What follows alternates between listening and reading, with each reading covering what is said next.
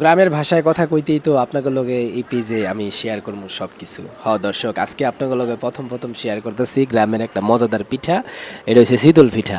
শুদ্ধ ভাষা এটাকে চিতই বললো, গ্রামের মানুষ এটারে চিতলই কয়।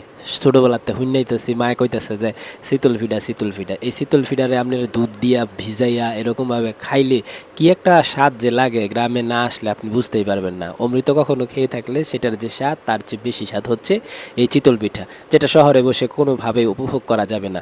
আজ সকাল সকাল ঘুম থেকে উঠেই এই চিতল পিঠা খাইছি, এই দুধ মিশ্রিতভাবে। আপনারা দেখতেই পাচ্ছেন লুঙ্গি পরেই আপনাদের লগে আমি সরাসরি হাজির হয়েছি। গ্রামে থাকলে সাধারণত লুঙ্গি পরেই ঘুমাইতে হয়, আর ঘুম থেকে উঠে এই লুঙ্গি পরা অবস্থায় কিন্তু থাকতে হয়। তারপর বাইরে বের হলে লুঙ্গি খুলতে হয়। আবার আমার সাথে ভিডিও করার জন্য আরেকজন চলে আসতে দেখতেই পাচ্ছেন, বাচ্চাটা, ওর নাম হচ্ছে আহনাফ, আমার ভাগিনা। খুব ভালো, সে খুব হাসতে পারে, এবং আমি কি করতেছি এটা দেখার পরে সে দৌড়ায় আসে, মামা তুমি কি করো? আমি কই আমি তো চিতল পিঠা খাইতেছি আর ভিডিও করতেছি। আমিও করবো, আমারও দেবো। পরে হ্যাঁ আমার সাথে যুক্ত হয়েছে, এই যে আমার সাথে কথা কইতেছে, দেখতেই পারতেছেন। এই যে হ্যাঁ আবার কি এক্সপ্রেশন দেয় দেখতেই পারতেছেন। হ্যাঁ, কিন্তু খুব হাসতে পারে সে, খুব ভালো হাসাইতেও পারে, খুব ভালো। এই যে দেখেন কি চাহনি দেয়, অত্যন্ত সুন্দর।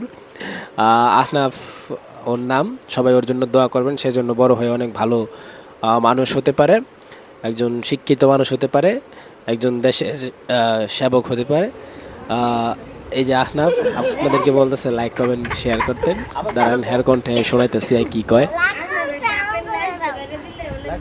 লাগু শেয়ার করে দাও, লাগু শেয়ার করে দাও, লাগু শেয়ার করে দাও। দর্শক, আপনারা কিন্তু শুনতেই পারলেন, আহনাফ আপনাদেরকে বললো লাইক কমেন্ট শেয়ার করে দিতে। হ্যাঁ, শেয়ার করে দিলে আপনারা আমাদেরকে সবসময় এরকম দেখতে পান।